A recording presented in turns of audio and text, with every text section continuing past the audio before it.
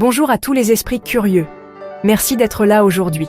Prendre le temps d'écouter et de parler de la dépression est une première étape essentielle, et je vous félicite d'avoir le courage de vous informer et de vous ouvrir à ce sujet. Beaucoup de personnes hésitent à aborder ce thème par peur d'être jugées ou de ne pas être comprises. Pourtant, il est important de rappeler que vous n'êtes pas seul et que demander de l'aide est un acte de force. Saviez-vous qu'environ une personne sur 5 connaîtra un épisode dépressif au cours de sa vie ? Selon l'Organisation mondiale de la santé, plus de 280 millions de personnes dans le monde souffrent actuellement de dépression. Ces chiffres montrent à quel point ce sujet nous concerne tous. La dépression n'est pas un simple coup de blues, ni une faiblesse passagère. C'est une maladie réelle, sérieuse, qui touche l'humeur, les pensées, le corps, et parfois même la façon dont on perçoit le monde. Elle peut rendre les tâches du quotidien difficiles, altérer le sommeil, l'appétit et l'énergie, et donner l'impression d'être coupé des autres ou de soi-même. Comme le raconte Julie, 32 ans. Je me sentais comme enfermée dans une bulle, incapable de demander de l'aide, même à mes proches. La dépression peut frapper n'importe qui, à tout moment, sans distinction d'âge, de genre, d'origine ou de situation sociale. Elle ne fait pas de différence, et il est important de comprendre que personne n'est à l'abri. Derrière chaque visage, il peut y avoir une histoire, un combat invisible. La dépression est l'une des principales causes d'incapacité dans le monde, et elle reste encore trop souvent taboue. Nommer la dépression, c'est déjà commencer à la comprendre. Mettre des mots sur ce que l'on ressent permet de prendre du recul, de mieux cerner ce qui se passe en soi, et d'ouvrir la porte à la guérison. Parler, écrire ou simplement reconnaître ses émotions sont des gestes importants. Beaucoup de patients témoignent que le simple fait d'en parler à quelqu'un de confiance a été un premier pas décisif. Imaginez la dépression comme un brouillard épais qui s'installe, enveloppant tout et qui ne se dissipe pas malgré vos efforts. Ce brouillard peut rendre difficile la vision de l'avenir, des solutions ou même des petits plaisirs quotidiens. Mais il est important de se rappeler que ce brouillard n'est pas permanent. Comme le dit un patient, même si je ne voyais plus la lumière, j'ai appris qu'elle pouvait revenir petit à petit.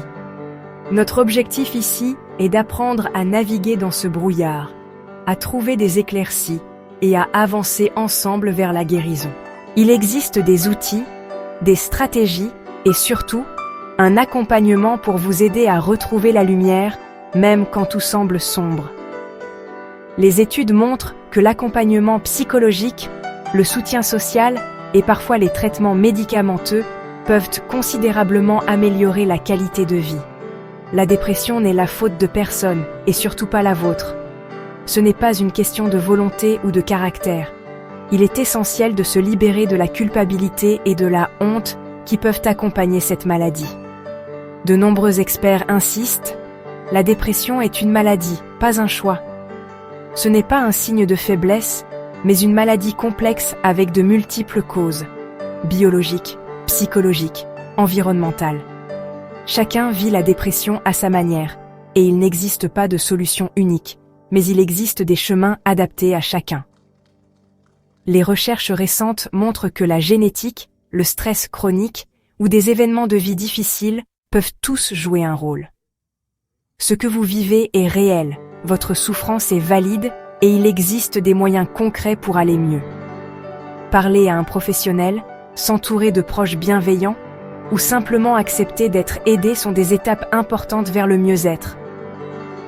Comme l'a vécu Marc, 45 ans, j'ai longtemps cru que je devais m'en sortir seul, mais accepter l'aide a tout changé. Mon rôle est de vous écouter, de vous accompagner et de vous aider à retrouver équilibre et sens. Ensemble, nous pouvons explorer ce que vous ressentez, identifier les ressources qui vous entourent et avancer pas à pas vers un mieux-être durable. Les professionnels de santé sont formés pour vous soutenir, sans jugement. Ici, vous pouvez déposer votre fardeau, avancer à votre rythme, sans jugement. Ce lieu est un espace de confiance, où chaque émotion a sa place, et où chaque progrès, même minime, compte. N'oubliez jamais, demander de l'aide est un acte de courage, et vous n'êtes pas seul sur ce chemin. Ensemble, nous pouvons faire reculer le silence autour de la dépression et ouvrir la voie à la compréhension et à la guérison. Avant de passer à la suite, n'oubliez pas de liker et de commenter la vidéo. Même si vous n'avez pas grand-chose à dire, écrivez simplement « savoir » en commentaire pour soutenir la chaîne. Merci à vous, et passons maintenant au vif du sujet. Comprendre la dépression, c'est reconnaître qu'elle résulte d'un enchevêtrement de facteurs génétiques, environnementaux et psychologiques. Sur le plan biologique, un déséquilibre des neurotransmetteurs, comme la sérotonine ou la dopamine, peut jouer un rôle clé. Certaines personnes, comme Julie, dont plusieurs membres de la famille ont souffert de dépression, présentent une prédisposition génétique qui augmente leur vulnérabilité. Les facteurs environnementaux sont tout aussi importants. Par exemple, après la perte soudaine de son emploi, Marc a développé des symptômes dépressifs aggravés par un stress chronique et un sentiment d'échec. Les événements de vie difficiles, comme le deuil ou la rupture, peuvent déclencher ou aggraver la maladie. L'isolement social et les schémas de pensée négatifs jouent aussi un rôle majeur. Les personnes qui s'isolent ou qui entretiennent des pensées autocritiques sont plus à risque de sombrer dans la dépression. Ce n'est ni juste dans la tête, ni juste chimique. C'est une maladie biopsychosociale. Les experts insistent sur l'importance de considérer l'ensemble de ces facteurs pour comprendre chaque cas. Cette complexité signifie qu'on peut agir sur plusieurs leviers pour aller mieux. Une approche personnalisée, tenant compte de la biologie, de l'environnement et du vécu psychologique, offre les meilleures chances de rétablissement. La dépression ne se limite pas à la tristesse profonde ou à la perte d'intérêt. Elle peut aussi se manifester par une fatigue écrasante, des troubles du sommeil, qu'il s'agisse d'insomnie ou d'un besoin excessif de dormir, et des changements d'appétit, qu'on mange beaucoup moins ou beaucoup plus. Mais il existe aussi des symptômes moins connus, douleurs physiques inexpliquées, maux de tête, troubles digestifs ou une sensation de lourdeur dans le corps. La concentration et la mémoire faiblissent, rendant les tâches quotidiennes difficiles. Certains ressentent une agitation intérieure, d'autres un ralentissement marqué. Les pensées négatives tournent en boucle, parfois jusqu'à des idées noires.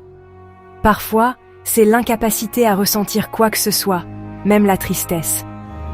Le comportement change, isolement, irritabilité, perte d'intérêt pour les activités, voire comportement autodestructeur ou idées très sombres dans certains cas. Écoutez le témoignage de Sophie, 32 ans. Je pensais que la dépression c'était juste être triste, mais je ne ressentais plus rien, même pas de la tristesse. J'avais mal partout, je n'arrivais plus à me concentrer, et je m'isolais de mes amis sans comprendre pourquoi. La dépression est une maladie complexe. Il ne s'agit pas de cocher des cases, mais de repérer un changement global, durable et souvent subtil dans la façon d'être, de penser et de ressentir. Parler de ces symptômes, même des plus inattendus, sans honte, est essentiel. Reconnaître ces signes, c'est la première étape pour demander de l'aide et amorcer le chemin vers la guérison. La dépression bouleverse chaque aspect du quotidien, rendant les tâches les plus simples insurmontables. Par exemple, Sophie, 34 ans, raconte qu'elle n'arrivait plus à sortir de son lit ni à s'occuper de son appartement.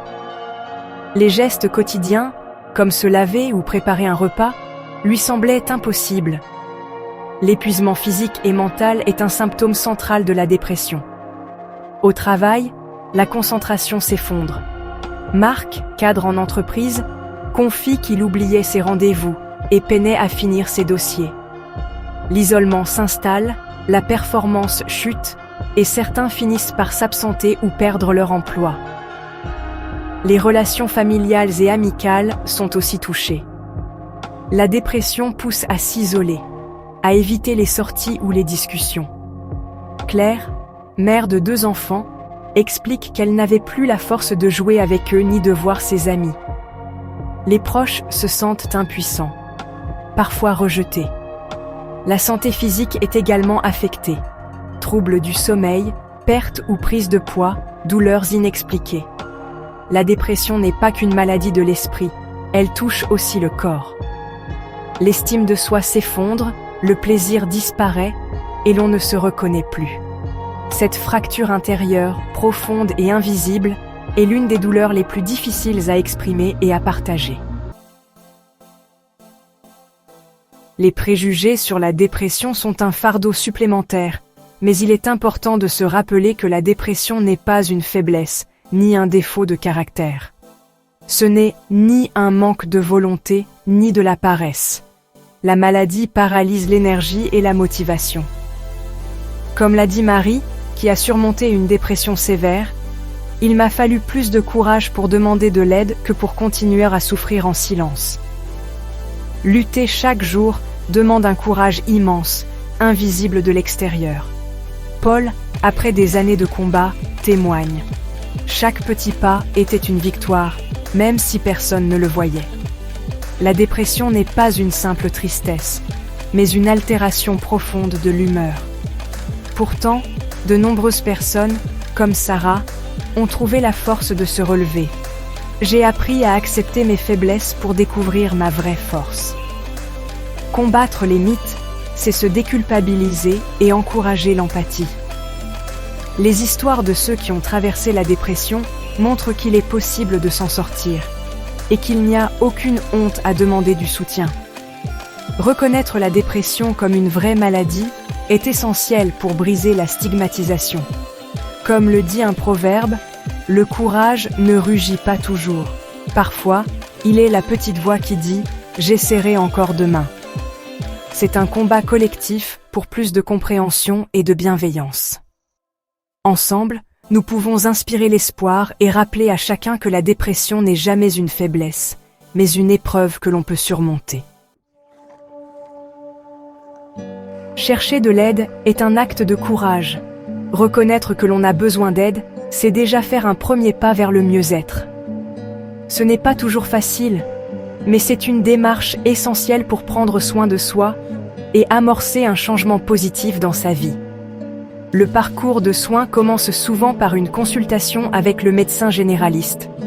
Il vous écoute, pose un diagnostic, écarte d'autres causes possibles et peut vous orienter vers des spécialistes adaptés à votre situation. Il joue un rôle central dans la coordination de votre parcours de soins en vous accompagnant à chaque étape. Parmi les différentes formes de thérapie, la thérapie cognitivo-comportementale, TCC, est très utilisée pour la dépression. Elle aide à identifier et à modifier les schémas de pensée négatifs. D'autres approches, comme la thérapie interpersonnelle ou la thérapie de soutien, peuvent également être proposées selon vos besoins. Le psychologue vous offre un espace d'écoute bienveillant pour exprimer vos difficultés et vous accompagne avec des outils adaptés pour mieux comprendre vos émotions et avancer. Le psychiatre, quant à lui, est un médecin spécialisé qui peut prescrire des médicaments si nécessaire. Les antidépresseurs, les anxiolytiques ou d'autres traitements peuvent être proposés selon la sévérité des symptômes. Le psychiatre évalue régulièrement l'état de santé mentale, ajuste les traitements et travaille souvent en lien avec d'autres professionnels pour assurer un suivi global et personnalisé. Le parcours de soins est une véritable collaboration entre vous et les professionnels. Vous êtes acteur de votre rétablissement. Votre implication, vos questions et vos choix sont essentiels pour avancer sur le chemin du mieux-être. Trouver un professionnel de confiance est essentiel, même si cela prend du temps. N'hésitez pas à demander conseil, à rencontrer plusieurs spécialistes et à vous informer pour choisir celui qui vous convient le mieux. Le soutien de l'entourage compte aussi énormément. La présence, l'écoute et l'aide pratique de la famille, des amis ou d'un groupe de soutien peuvent faire une grande différence dans le processus de rétablissement. Parfois, une thérapie familiale ou de couple aide à restaurer le dialogue, à mieux comprendre les difficultés de chacun et à renforcer les liens pour avancer ensemble vers un équilibre retrouvé. Les stratégies d'auto-soin jouent aussi un rôle clé dans le traitement de la dépression. Prendre soin de son sommeil, pratiquer une activité physique régulière, adopter une alimentation équilibrée ou encore s'accorder des moments de détente sont des gestes simples mais efficaces pour soutenir le processus de guérison. Il est important de rappeler que chaque parcours est unique. L'essentiel est de ne pas rester seul et de s'entourer de professionnels compétents. Témoignage patient. Au début, j'avais peur de consulter, mais le soutien de mon médecin et de mon entourage m'a beaucoup aidé. La thérapie m'a permis de mieux comprendre ce que je vivais et de retrouver confiance en moi.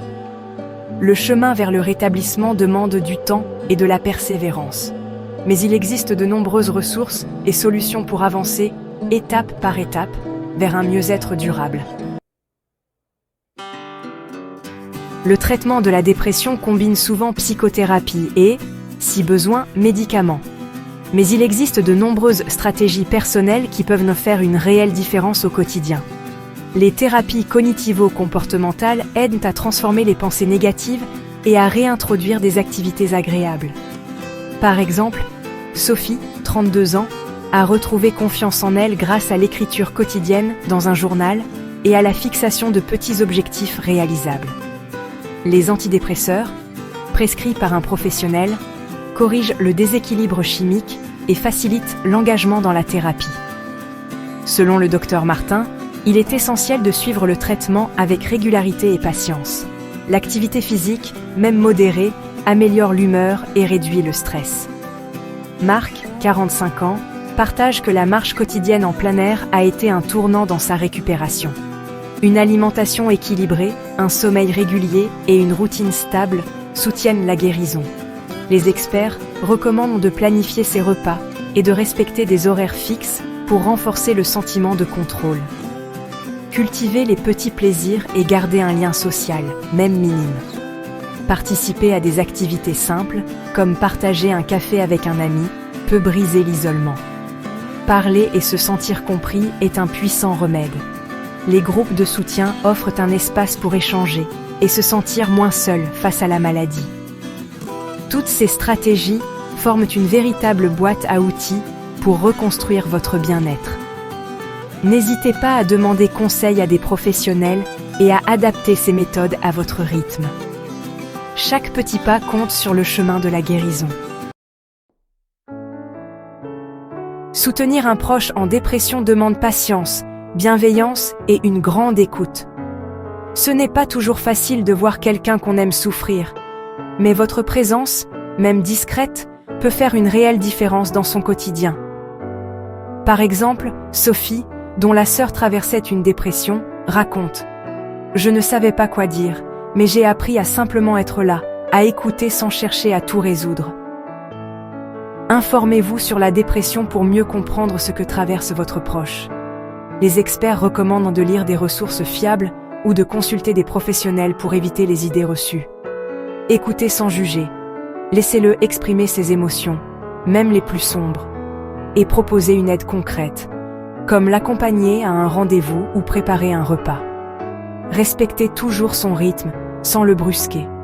Un psychologue conseille, parfois il suffit de demander « De quoi as-tu besoin aujourd'hui ?» Encouragez doucement à consulter un professionnel et proposez d'accompagner si besoin. Célébrez chaque petite victoire, même les progrès qui semblent minimes, car ils sont importants sur le chemin du rétablissement. Par exemple, félicitez-le d'avoir pris une douche ou d'être sorti de la maison, sans minimiser l'effort que cela représente. N'oubliez pas de prendre soin de vous aussi. Fixez des limites pour préserver votre énergie et gardez vos propres soutiens, qu'il s'agisse d'amis, de famille ou de professionnels. Prendre du recul parfois est essentiel pour continuer à aider sur la durée. Un aidant partage. J'ai compris que je devais aussi m'accorder des moments pour moi, pour ne pas m'épuiser. L'espoir est essentiel. Même si le chemin vers la guérison peut sembler long et semé d'embûches, il est possible de sortir de la dépression. Chaque jour compte. et chaque petit pas vers l'avant est une victoire. Les experts recommandent de rappeler à votre proche que la dépression est une maladie, pas une faiblesse, et que demander de l'aide est un acte de courage. Le rétablissement, c'est retrouver la capacité à vivre pleinement, à ressentir à nouveau la joie, mais aussi à accepter les moments plus difficiles. C'est un processus avec des hauts et des bas, mais il est possible de retrouver un équilibre et du plaisir dans la vie. Un psychiatre explique : il faut du temps, mais chaque moment de mieux-être est une étape vers la guérison. Chacun possède en lui des ressources insoupçonnées, même quand tout semble sombre. La force de continuer, de demander de l'aide, ou simplement de se lever le matin, est déjà un signe de courage. N'hésitez pas à rappeler à votre proche ses qualités et ses forces, même s'il ne les voit pas lui-même. Chercher de l'aide, s'engager dans le soin, s'appuyer sur ses proches et accepter leur soutien, tout cela permet de traverser l'épreuve. Vous n'êtes pas seul, et il existe des solutions, même si elles prennent du temps à porter leurs fruits. Partager des témoignages ou rejoindre un groupe de soutien peut aussi aider à se sentir compris et moins isolé. La lumière au bout du tunnel existe, et elle est accessible. Gardez confiance, car chaque effort compte et l'espoir peut renaître, même après les moments les plus sombres. Rappelez-vous, accompagner un proche, c'est aussi croire en sa capacité à retrouver la lumière, un pas après l'autre. Merci d'avoir regardé. Si tu veux faire partie de la prochaine exploration, pense à t'abonner et à activer la cloche de notification. Et comme toujours, continue à apprendre.